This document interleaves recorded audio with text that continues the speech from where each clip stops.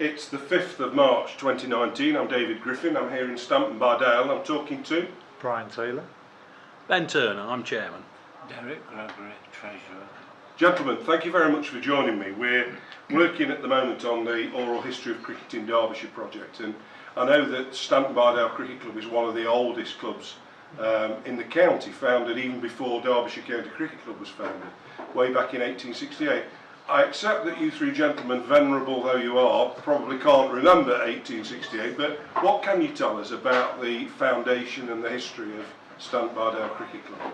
Well, the club was founded in 1868, as you stated, and it's well recorded in a book called Echoes of Stanton Cricket, written by a former captain, Harold Waller, which was published in the early 1950s. We can go back a bit further than that because I've done some recent research through the British Newspaper Archive, which has identified matches played by Stanton in 1848 and 1849. Really? Yeah, and it's not the same club because the club's formation is well documented. Yes. But in one of the newspaper articles, it does briefly refer to a club. Whether that's a piece of journalistic invention or there was a club prior to our present club, we don't really know, not unless somebody does some more research. I also found a very vague reference to cricket at Stanton in 1833, also in the paper. All these paper references were in the Nottingham Review, so the evidence is there for people to look at. I've also found out that we have, as we thought, played on two grounds, because in front of the hall in Stanton there's a smallish area of flat ground which has obviously been levelled, and it measures roughly 40 by 30 square yards, which is obviously tiny for a cricket ground, but cricket was certainly played on there because on the map of 1880 there it is as identified as a cricket ground, and there's a line round it. Whether that indicates there's a fence, we don't really know, but we also know from the newspaper again in 1881 that the ground where we now play was developed, it was levelled. The received wisdom in the club is that the work was done by the players, but it wasn't. It was done by contractors. That's what this newspaper article says.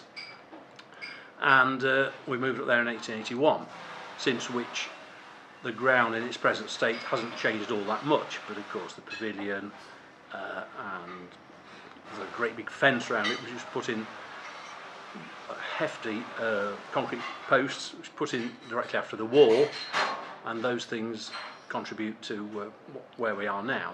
Is there any record of how the club came into being? What kind of people created it? Was it just a disparate group of individuals? Because often in villages it tends to be a landowner, or someone who's got a piece of land and a big house and hands it over, kind of thing. Well, we know definitely that one of these newspaper reports refers to the squire, as he was, a man called Benjamin Smith, who allowed the cricket to be played in front of the hall, and as I say, the ground is still there, although it's quite overgrown.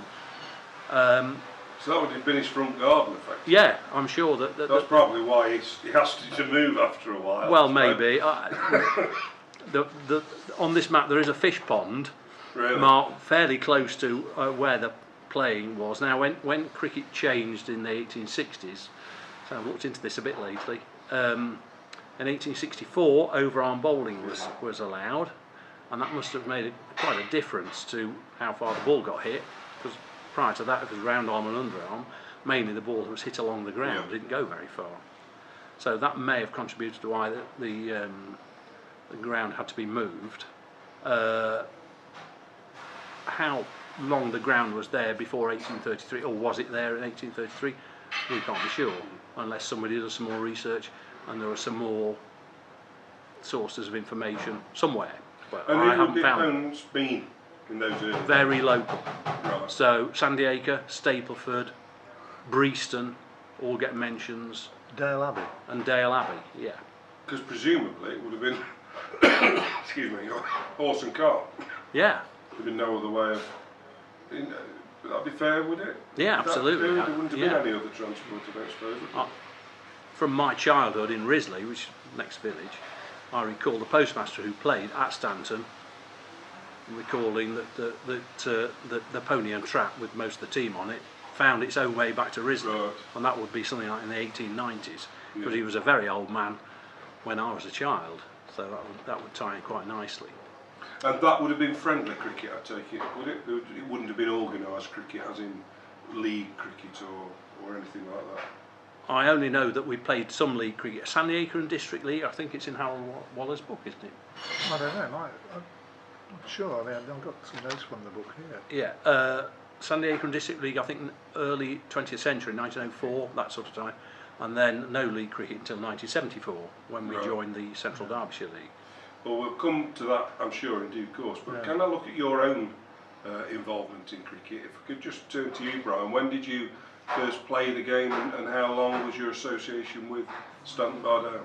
My first game was I think in 1967 away at Duffield. I got naught.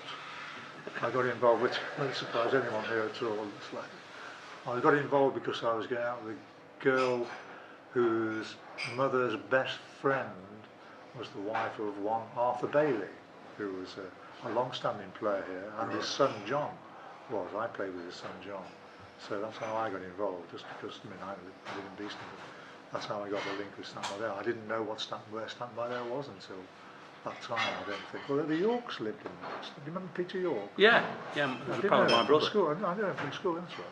So I had some knowledge of the village. And how long did your career last with Well, it's still, I played last year, Really? so I'm So 50... yeah, 1 year, is 51 that? years, yeah. I'm intending to play something next year, somewhere if they'll have me. Yeah. But yeah, it's been excuse me, yeah, 50 odd years. When was your first game of cricket? I don't know, I keep on getting asked this, and I think I played before I went to university in 1965. I did have a gap when I concentrated on golf, so I disappeared for around about 13 or 14 years. We're roughly the same age. I'm going to play next season, I've got to, because nobody else will run the Sunday side. So I'll help you, that means I'm in. you're picked. Derek, I know that you've 66 years, is it? You've been treasurer, Yes, indeed. but a little birdie tells me you could play a bit as well. So when did you first pick up the willow or the ball? 1953. Well, coronation year, and England won the Ashes as well. Yes, well, And were you local? Are you a local man? yes, I've always been fairly local. I've lived in the village now for 45 years, but before that I lived just around the village. And was your first cricket at Stanton-by-Dale, or were you playing school cricket? I played school cricket at the grammar school at Ilkeston. Right. And What years would that have been? that was 1948 to 53, roughly. Right, so before Phil Russell, because Phil Russell was a grammar Yes, school boy, It wasn't was, he? it was, yes, I knew Phil. Did you? We played in the same team at one time, And where was that at? the grammar school. Oh, really? So you were contemporaries then? Yeah, Oh, wow. Was he as good as he... Was there an expectation that he'd go on and play county I cricket? wouldn't have said so. Really? No. No, Really? It was okay, but nothing out of the ordinary. So if you've been treasurer 66 years, presumably you must have taken that job on as a very young man I did. while you were still playing. Yeah, oh yes, but Well, almost before I started playing. Really? Yes, I just turned up to an AGM one year, just down the road from here in the schoolroom, and it transpired that the treasurer didn't want to do it anymore, and Doug King stood up and proposed me, which was a great shock to me. He said, but he's got the background because he's an article clerk to an accountant in Nottingham who plays for Warburton, and he said, I think he's going to do us a lot of good over the years. Little did he know. Well, there can't be many 66-year veterans in anything, really, No. whether it's sport or otherwise. So, were you all playing I suspect you weren't, because you said you went to golf in '74. I'm interested in how the club made a decision to play club cricket and join the Central Derbyshire League. How did that come about? My feeling, I think I was always for joining a league because it gave a bit more point to the season, I think. So you were playing friendly cricket. We were I mean, I'm not playing saying friendly it was cricket. And when I friendly in started, nature necessarily. the 3 star players, as I recall, people might correct me if I'm wrong, but there was Doug King, who lived in the village. He was a club great, a legend really. Did the ground. Later on, he umpired. He also could bowl left-hand bat. Yeah. And the 2 opening bats were Derek Gregory. Yeah. Left hand, dapper, cutting it, and his mate at the other end was a brute, Brian Kearns, who could tonk it miles. Totally different in style, but very complementary. They knitted together very well. Yeah. It was, very So when you fun. were playing the friendly cricket before you went in the league, who was obviously transformed the game, so presumably you could play a much broader group of teams, presumably you could move further afield. We tended to play the teams that later joined were in the league. Right. So it might be, and this is where my memory lets me down a bit, it might be we joined the league because we had to, because our Keep running out of opponents. Yeah, we're playing. I think that's right. Yeah. And when was it a change? You said you wanted a Well, I purpose think so, for yeah. I playing. think Did it make gave a a bit more difference? point, a bit more. Yeah, you couldn't just play, for a nice draw, what have you, and you had to do the result mattered more, I think. Yeah. It's a bit more competitive. And were there a natural rival team? Was there anybody that during the times that you played competitive cricket has been a natural rival? Whenever you talk to anyone in the Border League, it was always Langley Mill, everybody seemed to. But I wonder who your natural rivals were. I did play British League cricket, it wasn't good enough, but Ironworks, Right, okay. definitely. Wouldn't you say, Brian? Yeah, I don't think we played. Did we play the Ironworks in the league though? Did we have? We many have done since, Yeah. because Shipley were rivals, weren't they? I suppose. And was there much crossover? You mentioned the Ironworks, which of course sadly gone, Yeah. but was an enormous part of life around here. Thousands of people were there. Was there any crossover in terms of player recruitment or player retention? Or very much so. Was I mean, it's a huge employer. My dad works now. It's Doug King, who was my uncle. It's already been mentioned. Was probably the most significant figure in the history of the club. Worked down there, and Later on, John Chapman yeah, played at the Ironworks, didn't he? yeah. No, Doug worked. I say they Yeah, worked. A sorry, lot of the players when I first started worked at the Ironworks. 1 or 2 worked on Stanton estates, farms. Generally, the membership was very local. Nobody more than about 5 or 6 miles away.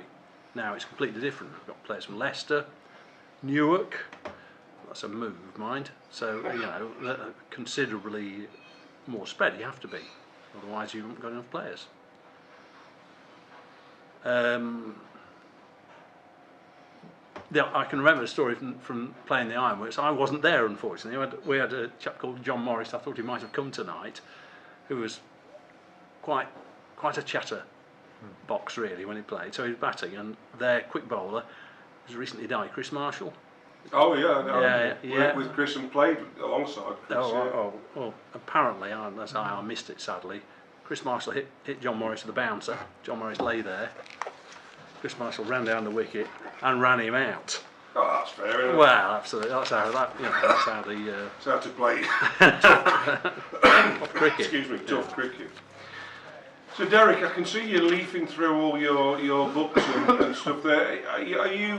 I mean, you've talked about the history of the club and about information that you've got. Is there a history of Stanton-by-Dale Cricket Club? So I know you've just celebrated your 150th anniversary.